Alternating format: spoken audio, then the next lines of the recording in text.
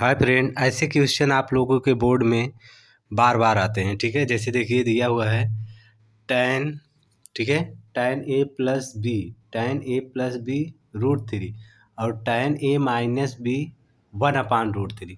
देखिए इसमें बोल रहा है कि अगर a और प्लस b को अगर हम ऐड करें, ये जो है जीरो से छोटा नहीं होना चाहिए, जीरो से बड़ा होना चाहिए, या 90 डिग्री के बराबर होना चाहिए, या तो 90 डिग्री से क्या होना चाहिए, मतलब छोटा होना चाहिए a+b का वैल्यू। ठीक है, तो इसमें हम लोगों को a और b का वैल्यू फाइंड करना है। ठीक, a और b का वैल्यू। ऐसे क्वेश्चन को हम लोग कैसे सॉल्व करते हैं, देखिए पहले हम क्या करते हैं, इसको लिखते हैं। जैसे देखिए दिया हुआ है, यानी tan a+b is equal to, देखिए √3 है, तो आप लोगों को पता होगा कि √3 tan किसका वैल्यू होता है, यानी tan 60 का वैल्यू क्या होता है, √3। तो यानी इसके जगह √3 की जगह हम लोग क्या लिख देंगे, tan 60 डिग्री। ठीक है, अब तो इतना आपको याद होना चाहिए, क्योंकि इसको हम नहीं याद करा सकते हैं। ठीक है, आपको इसमें जो है जितना भी एंगल निकालने के लिए ट्रिक व्रिक दिया है, मतलब बताए हैं सब, अगर आप उसको पढ़े होंगे तो आपको याद होगा। क्योंकि देखिए रटने से कोई चीज़ नहीं होता, जब तक आप उसको पढ़ेंगे नहीं, समझेंगे नहीं, तब तक आपको नहीं आएगा।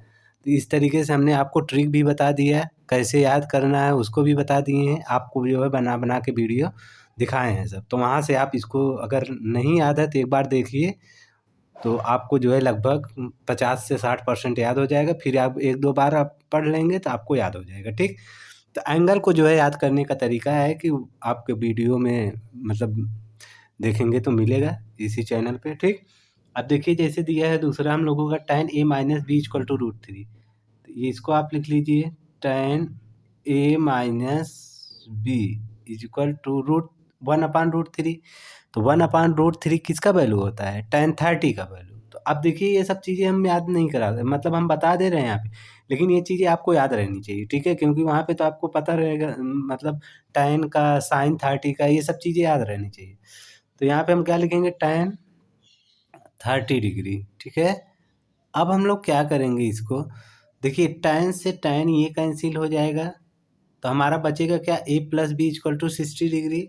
तो हम यहाँ पे ऐसे लिखेंगे, a plus b is equal to 60 degree. Okay, इसी तरीके से हम इसको भी करेंगे। देखिए ये tan से tan कैंसिल आउट हो जाएगा, तो हमारा बचेगा a-b इक्वल टू क्या बचा, 30 डिग्री। तो यहाँ पे ऐसे लिख दीजिए a-b is equal to 30 degree. तो आप लोगों को पता होगा कि अब देखिए यहाँ पे हम लोग कौन सा फार्मूला लगा सकते हैं, आपको पता होगा कि हम यहाँ पे कौन सा फार्मूला लगा देंगे, बोलो। यहाँ पे हम लोग क्या करते हैं, इलिमिनेशन, कौन सा, इलिमिनेट करेंगे, यानी एक को इलिमिनेट, ए या बी को इलिमिनेट कर दीजिए। जैसे देखिए अब इसको हम लोग क्या कर दें, ऐड कर दें। ऐड करेंगे तो देखिए इसमें बी जो है सेम है, तो बी भी हमारा कैंसिल हो जाएगा।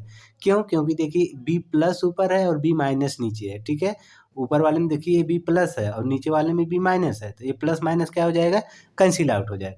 तो ये हमारा बचेगा क्या होगा, एक ए है एक ए, तो यानी दोनों, तो हमारा ये क्या हो जाएगा, दोनों को ऐड करेंगे तो ये हो जाएगा हम लोगों का 2a इज इक्वल टू, अब ये हमारा क्या होगा, 60 और 30 जोड़ेंगे तो कितना हो जाएगा, 90 डिग्री। ठीक है, तो यहाँ से हम 90 डिग्री कर लेंगे। अब a इक्वल टू कितना हो जाएगा, देखिए यहाँ पे हम बता रहे हैं, a इक्वल टू जो हम लोगों का आंसर होगा 90 डिग्री। और आपको पता होना चाहिए कि ये जो दो है, ये यहाँ नीचे चला जाता है, इसको जब काटोगे तो कितना आ जाएगा, 45 डिग्री। ठीक है, यानी डिवाइड करोगे तो यानी ए का वैल्यू कितना है हम लोगों का, 45। इसी तरीके से अगर हम लोगों को बी फाइंड करना है, जैसे इसमें बी, तो आप इस चाहे फर्स्ट इक्वेशन में रखो तो चाहे सेकंड में, किसी में भी रखोगे आपका आंसर आ जाएगा। जैसे हम मान लो फर्स्ट वाले में रख रहे हैं, तो ए प्लस बी, ए का वैल्यू देखिए कितना है, ए का वैल्यू आपका 45, तो यानी ए की जगह हम लोग क्या रखेंगे, 45। ठीक है, 45 degree plus b is equal to कितना डिग्री है, देखिए 60 डिग्री है, तो यहाँ पे आप ऐसे 60 डिग्री लिख दीजिए। ठीक है, अब देखिए बी को आप इधर ही रहने दीजिए, बी इज इक्वल टू इसको आप 60 को मतलब 60 को बराबर के बाद 60 है तो 60 को ऐसे रहने दीजिए, लिख दीजिए 60। और ये 45 अगर हमारा लेफ्ट साइड में है तो राइट में जाएगा तो माइनस हो जाएगा 45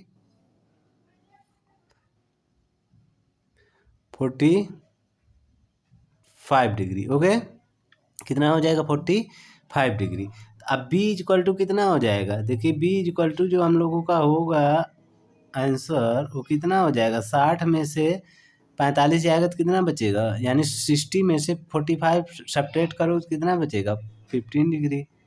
तो यहाँ पे हमारा जो b का वैल्यू आएगा कितना आ जाएगा 50। तो यानी a का वैल्यू जो आया हम लोगों का कितना आया, यहाँ पे देखिए a का वैल्यू जो आया हम लोगों का कितना आया 45 और b का वैल्यू जो आया हम लोगों का 15। तो इसका यही आंसर होगा। इसको बढ़िया से आप लोग समझ लीजिए क्योंकि ये बार बार कई बार बोर्ड में पूछा हुआ है, ठीक है।